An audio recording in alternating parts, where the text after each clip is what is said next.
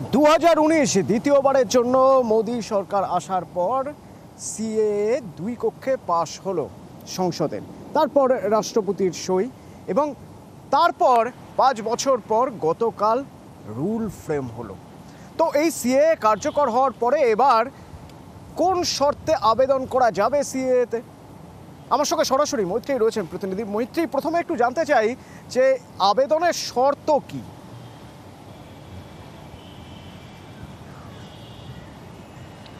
দেখো, আবেদনের মূলত 3টি শর্ত রয়েছে। প্রথম, যে 31শে ডিসেম্বর 2014 বা তার আগে ভারতবর্ষে এসে থাকতে হবে 3টি দেশ থেকে, বাংলাদেশ, আফগানিস্তান এবং পাকিস্তান থেকে, এবং তারা 6টি ধর্মাবলম্বী হতে হবে। হিন্দু, বৌদ্ধ, শিখ, ইসাই, জৈন এবং সহ মোট 6টি ধর্মাবলম্বী মানুষ তাদের 31শে ডিসেম্বর 2014 বা তার আগে আসতে হবে।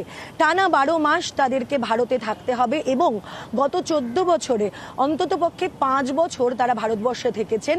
এই হচ্ছে 3টি মূল শর্ত নাগরিকত্বের আবেদন করার জন্য, যেটা সিএএ রুলস 2024 বলছে। অতনু, মৈত্রী, সেক্ষেত্রে যারা আবেদন করবেন কিভাবে আবেদন করবেন?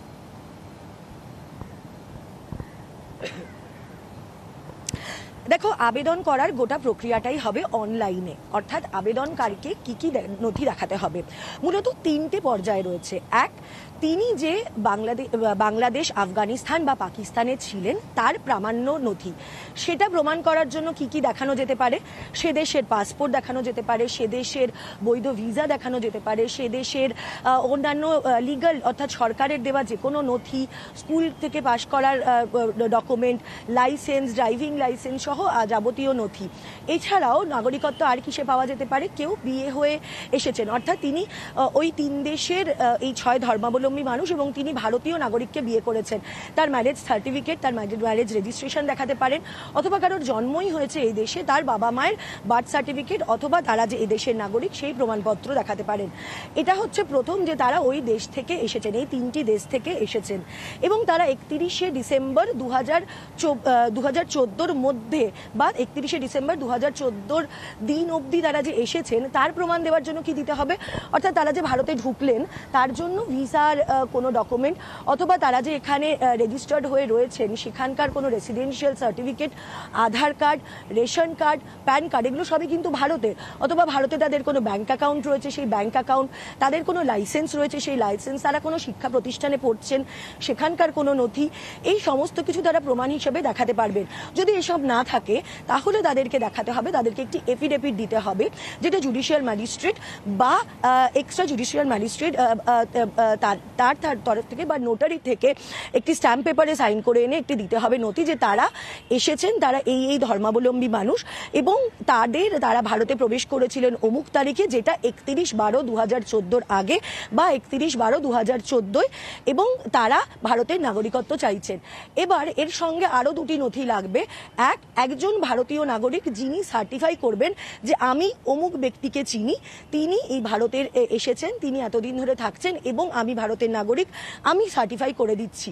এর পাশাপাশি কি লাগবে না, একটি ধর্মীয় প্রতিষ্ঠানের একটি নথি লাগবে, অর্থাৎ যে ধর্মাবলম্বী মানুষ, যদি কোনো হিন্দু তিনি নাগরিকত্বের জন্য অ্যাপ্লাই করেন এবং যিনি বাংলাদেশ, পাকিস্তান বা আফগানিস্তান থেকে এসেছেন, তিনি কোনো মন্দির বা কোনো হিন্দু ধর্মীয় প্রতিষ্ঠানের একটি নথি তাকে প্রেজেন্ট করতে হবে। এবার এই গোটা নথিগুলোকে সাবমিট করতে হবে অনলাইনে। একটি অনলাইনের পোর্টাল আছে, যেটা অনলাইন পোর্টাল অথবা সিএএ 2019 যে অ্যাপ রয়েছে সেই অ্যাপের মাধ্যমে সেই অনলাইনে তার ফর্মে তার অ্যাপ্লিকেশনটা জমা দিলেন এই সমস্ত নথিগুলোকে দিয়ে, এবং সেটা জমা পড়লো কোথায়? ডিস্ট্রিক্ট লেভেল যে কমিটি রয়েছে তার কাছে। এই ডিস্ট্রিক্ট লেভেল কমিটির যিনি আধিকারিক, তিনি একদিন সেই ব্যক্তিকে, অর্থাৎ যিনি আবেদনকারী তাকে একদিন ডাকবেন, ডেকে তার সমস্ত নথি অর্থাৎ ফিজিক্যাল ভেরিফিকেশন হবে, অর্থাৎ তিনি যে ছবিটা দিয়েছেন এই ব্যক্তি সেই ব্যক্তি কিনা, তিনি যে নথিগুলো আপলোড করেছেন এই আপলোডের ডকুমেন্টগুলো সেগুলো সব ভেরিফিকেশনের দিকটা যদি আমরা বাদ দিই মৈত্রী, তাহলে শুরুটা হচ্ছে অনলাইনে এবং শেষেও দেখা যাচ্ছে যে তার কাছে যে সার্টিফিকেট সেই সার্টিফিকেটও পৌঁছে যাচ্ছে অনলাইনে, অর্থাৎ পুরোটাই অনলাইন প্রক্রিয়ার মাধ্যমে হবে, শুধু ভেরিফিকেশনগুলো সেগুলো সংশ্লিষ্ট যে ব্যক্তি যে আধিকারিক রয়েছেন তাদের কাছে গিয়ে ভেরিফিকেশনটা করাতে হবে, বৈধতা প্রমাণ করতে হবে। তার জন্য একজন তৃতীয় ব্যক্তিও দরকার হবে, যিনি বলবেন বা যিনি জানাবেন বা যিনি এটা অ্যাসিওর করবেন যে তিনি ওই ব্যক্তিকে চেনেন। মৈত্রী, ধন্যবাদ জানাবো। কিন্তু গতকাল যখন সিএএ কার্যকর হয় তারপর থেকেই কিছু ছবি আপনাদের দেখিয়েছি আমরা গতকাল রাতে, আজ সকালেরও কিছু ছবি আপনাদের দেখাই। এক হলো মতুয়া দের ঠাকুরনগরের ছবি যেমন দেখাবো, পাশাপাশি নদিয়ার হাঁসখালির ছবি দেখুন। সেখানেও মতুয়া সম্প্রদায়ের যারা রয়েছেন তাদের মধ্যে উচ্ছ্বাস,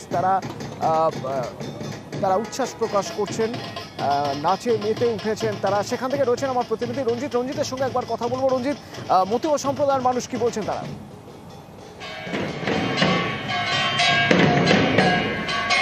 একেবারে অতনুদা, গতকাল সন্ধ্যের পর থেকে কিন্তু নদিয়ার বিভিন্ন প্রান্তে মতুয়া সম্প্রদায়ের যারা মানুষ রয়েছে তারা উচ্ছ্বাস আনন্দে মেতে পড়েছেন। কারণ এখনও একই চিত্র রয়েছে সকাল থেকে বিভিন্ন জায়গায়, হাঁসখালি, রানাঘাট, চাকদাহ, পালপাড়া, বিভিন্ন জায়গাতে মতুয়া ধর্মাবলম্বী যারা রয়েছে তারা সিএ সমর্থনে, যেহেতু গতকাল ঘোষণা হয়ে গেছে তারপর থেকে কিন্তু তাদের সেই আনন্দ উৎসব এখনও চলছে। আমি এই মুহূর্তে পালপাড়াতে রয়েছি, যেখানে হরিণঘাটের বিজেপি বিধায়ক কবিয়াল অসীম সরকার তার বাড়িতেও সিএ সমর্থনে অর্থাৎ আনন্দ উৎসবে কিন্তু বিএনপি মাতোয়ারা তিনিও কিন্তু সকাল থেকে তার বাড়িতে ভিড় জমাচ্ছে। বহু মতুয়া সম্প্রদায়ের মানুষ তারা দলে দলে যেখানে ভিড় জমাচ্ছে, শুধুমাত্র তার বাড়ি নয়, একাধিক জায়গাতে একই চিত্র রয়েছে গতকাল সন্ধ্যের পর থেকে।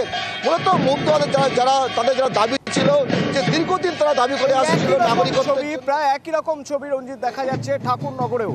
ঠাকুরনগর থেকে অনিরুদ্ধ রয়েছেন আমার সঙ্গে। অনিরুদ্ধ, তোমার মাধ্যমে একটু দেখে নিতে চাইবো মতুয়া সম্প্রদায়ের মানুষ তারা উদযাপন করছেন।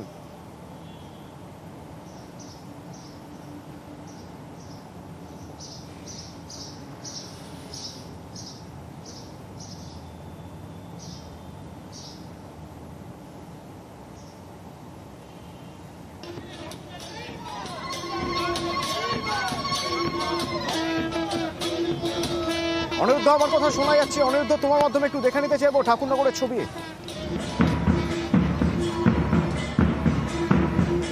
দেখো, তোমাকে দেখানোর চেষ্টা করবো যে ঠাকুরনগরে শান্তনু ঠাকুরের বাড়ির সামনে রীতিমতন উৎসবের আমেজ। শান্তনু ঠাকুরের বাড়ির সামনে মতুয়াদের যে উচ্ছ্বাস আমরা দেখানোর চেষ্টা করছি, কারণ সিএ ঘোষণা হয়েছে। দীর্ঘদিনের চাহিদা ছিল মতুয়াদের। সিএ ইতিমধ্যেই শান্তনু ঠাকুর কিন্তু জানিয়েছেন যে গতকাল রাত থেকে অসংখ্য মানুষের যে উৎসাহ দেখেছেন এবং আজও ঠাকুরনগর ঠাকুর বাড়িতে উৎসব পালিত হবে তেমনই কিন্তু তিনি জানিয়েছেন।